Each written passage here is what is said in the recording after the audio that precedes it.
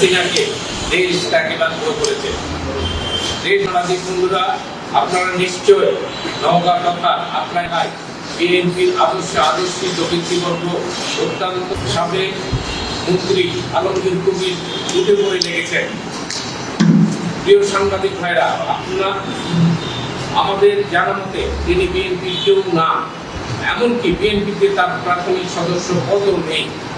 বিগত 15.5 বছরে বিএনপির আন্দোলন সংগ্রামের সাথে তার বা তার পরিবারের কারো কোনো সম্পর্ক ছিল না।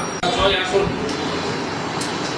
আত্রাই রানীনগর আসনের প্রশাসনমূলক নির্বাচনে গ্রামীণ প্রার্থী হিসাবে দাঁড় করিয়ে দিয়ে আর্থিক সহযোগিতা করেন এবং সংসদ সদস্য বানিয়ে তার কাছ থেকে বিভিন্ন সুযোগ সুবিধা গ্রহণ করেছেন। গত 15.5 বছরে যত দলীয় প্রতীকে ইউনিয়ন পরিষদ, উপজেলা পরিষদ এখন পর্যন্ত নাই।